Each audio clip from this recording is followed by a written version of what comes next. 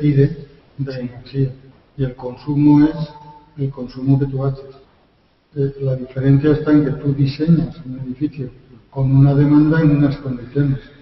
Si se sigue, por ejemplo, la costumbre de este país de climatizar a 25 grados en invierno y cuando notas mucho calor abrir las ventanas, pues eso es de uso. Eso no es de diseño.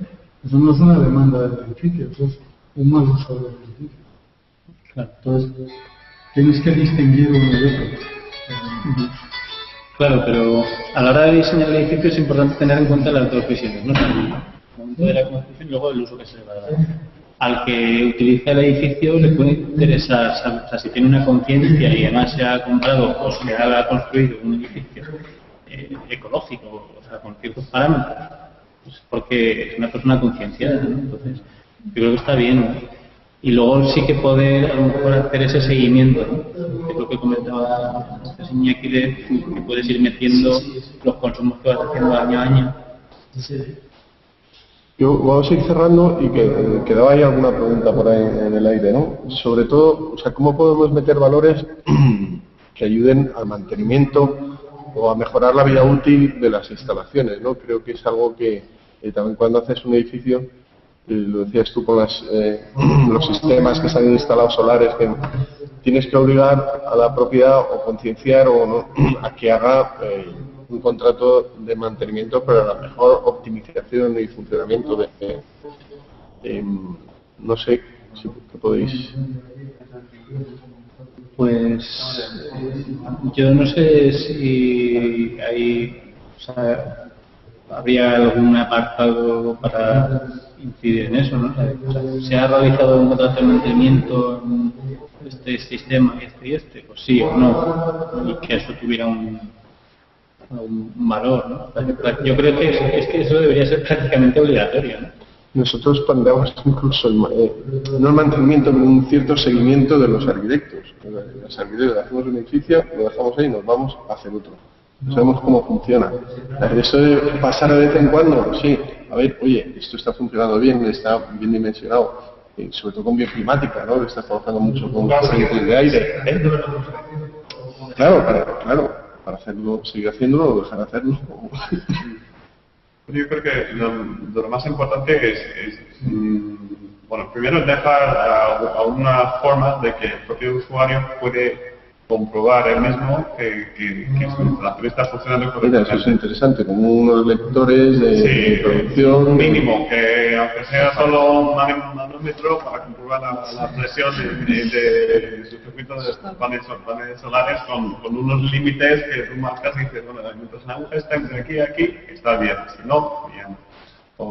Incluso que el propio usuario sea empoderado para hacer su propio mantenimiento, que tenga mínimamente para que tenga el interés en hacer su propio mantenimiento, porque yo puedo mandar a un señor a arreglarse la instalación, pero es que luego se termina quejándose que el mantenimiento sale más caro que los ahorros que se producen de la información. Entonces, un buen libro de instrucciones, ¿no? Un manual de uso y mantenimiento. Sí, un manual sí, pero que al final... Una charla que te ahora. Sí, una charlita. Yo creo que se dan muchos de estos casos, y la gente que se ha puesto las instalaciones por conciencia son los primeros interesados en que funcionen, y entonces lo hacen.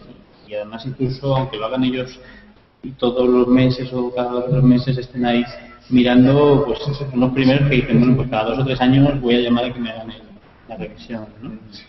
Incluso si lo que querían hacer con el seguimiento del arquitecto, que me parece muy interesante, esos propios sistemas podrían tener sistemas tipo web o cualquier cosa que vuelque los datos y que como un sistema de alarma pues alertar al arquitecto cuando hace un mantenimiento tenga que ser, incluso podría reenganchar en el termómetro para medir realmente si ese edificio está siendo tan eficiente como se ha diseñado, y si no lo está haciendo, pues una alarma. Hay que decir, claro, desde la solución de interfaz de instalación, y unimos a valor de emplea media hora, he empleado media hora para hacer esto, y es lo más básico, hasta ya soluciones domóticas, ya hay domótica, ¿no? Y complejas, ¿no? De seguimiento y monitorización. fija, ¿no?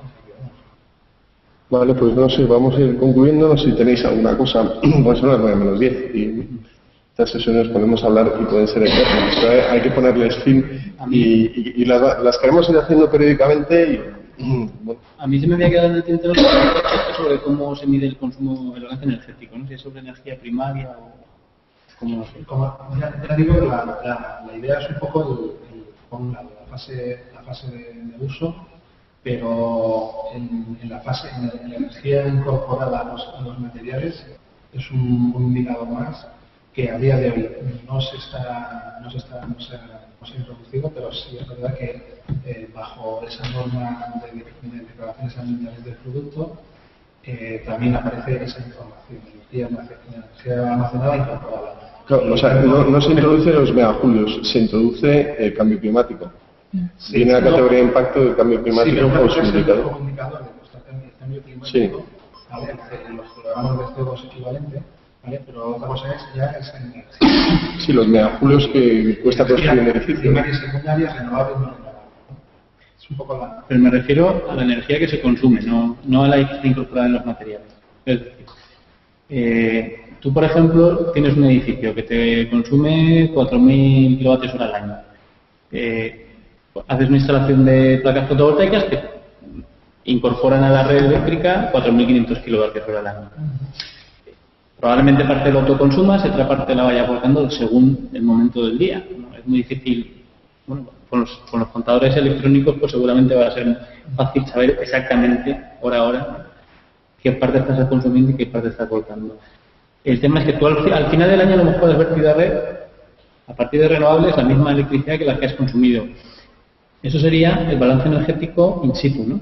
Pero eso no significa que sea sostenible, porque si has consumido energía de la red, la energía primaria de esa electricidad que has consumido equivale a 2,5 veces más de la energía final que tú has consumido. Sin embargo, si tú produces a partir de fotovoltaica y inyectas en la red, creo que el cómputo es 0,7, ¿no? O sea, 0,7, o sea, un factor de 0,7 sería la energía primaria que estás digamos, consumiendo.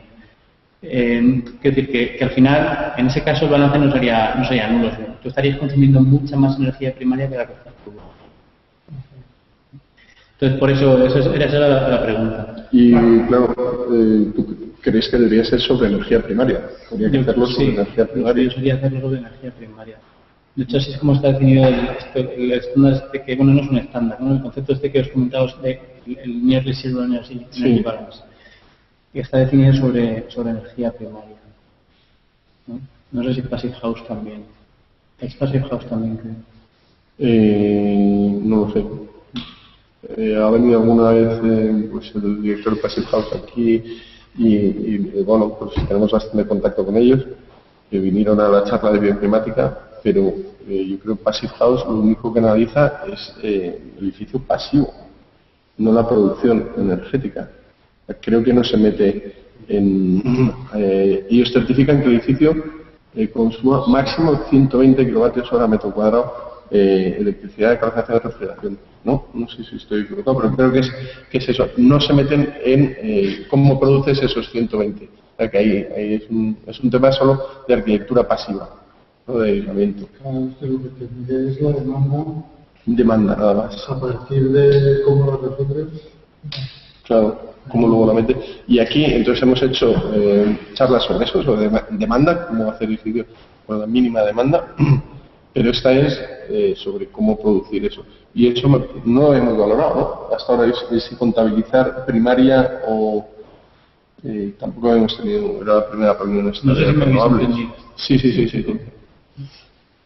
No, pues esto es... Porque es lo que se está diciendo, porque te puedes hacer trampas. Sí, de hecho, en principio tenemos en cuenta lo que es los datos que vienen en cuanto a demanda y diseño de edificio. Los datos que vienen de la certificación energética. Entonces, ahí puedes tener datos, los que, por ejemplo, que salen del CALME, que es el sistema de modelado, que dan en primaria, energía final, o sea, los puedes tener todos, igual que las emisiones, que son de proyecto, realmente. O sea, realmente luego te metes en uso y las cosas van a cambiar, pues eso, depende del usuario, de la gestión que haga, de la empresa que contrate, bueno, un montón de cosas, ¿no? Pero... No, pero creo que es que medir las cosas y para la demanda es muy importante hacerlo. Y cuando estás hablando de electricidad, tú estás consumiendo más o menos el 0,23 de la energía primaria que se ha generado. Es decir, tú produces 100 y a ti te llega 23. Y de esos 23 tú estás aprovechando el 99%. Y claro, a ti te da la impresión de que es muy limpio. Y no hay pérdidas, es que te ha dejado. El 40% es lo que aprovechas en producción y el 70% es lo que aprovechas en transporte. Claro, es que es donde te dan las cifras. Claro, por eso la energía eléctrica, o por ejemplo un termoeléctrico para calentar agua, es muy eficiente. Pero claro, si tienes en cuenta que para producir esa electricidad, hasta que llega a tu casa, has consumido muchísimo más energía primaria, pues no es tan eficiente. Y creo que tienes el ejemplo del termo, pero es también para consumo de edificios muy interesante que tú pones un termo y el tiempo que no estás usándolo, estás consumiendo. Y eso es una cosa que mentalmente parece que no es así. Tú siempre tienes el agua a 40 grados y no es cierto, porque el aislamiento del termo es muy malo. Entonces, eso mismo te pasa con un edificio, que tú tienes una demanda asociada, pero como tengas todas las puertas abiertas, no tengas sistemas de control, no tengas un servicio, resulta que el edificio está perdiendo por todos los sitios. Entonces, si nada más demanda 2.400 kilovatios, es decir, 2.400 kilovatios y lo cierras. Pero como las puertas se quedan abiertas, pasas al punto medio. Y eso en diseño es fundamental porque es donde está el ahorro. Y el ahorro está en el diseño y no está en el consumo. Sí. Esa es la otra cosa que nos cuesta mucho entenderlo. No, y es más barato, sí, bastante. Quizás un aspecto que se puede tener en cuenta a la hora de valorar, ¿no?, un edificio u otro, pueden ser indicaciones o ese manual de uso, ¿no?, que puede estar distribuido por todo el edificio, ¿no? O sea, esa indicación que se da mucho en edificios como hoteles, edificios terciarios, etcétera, ¿no?, que al usuario pues le dice, mira, utiliza poca agua, o sea, ese tipo de cosas, ¿no?, que a lo mejor a muchos pues se nos pasan por alto en un momento dado y que el hecho de tenerlo, ciertos recordatorios pues pueden servir, ¿no?, Claro. poner una idea. Sí, a mí es de los documentos para un edificio ecológico me parecen más importantes que el manual de uso y mantenimiento. Es un documento que habría que hacer con cierto criterio y en los proyectos de arquitectura es un documento residual, ¿no?, que tú te apegas, metes ahí y bueno, dentro del proyecto y luego el cliente no sabe ni que tiene eso ahí y si lo tienes como muy general, ¿no? Pues nada, cerramos aquí. Habrá más reuniones de estas. Daros gracias por venir. Iba a venir más gente, se ha quedado un poco, pues Florencio Manteca del CENER dijo que iba a venir, Jesús Soto, Ismael Caballero.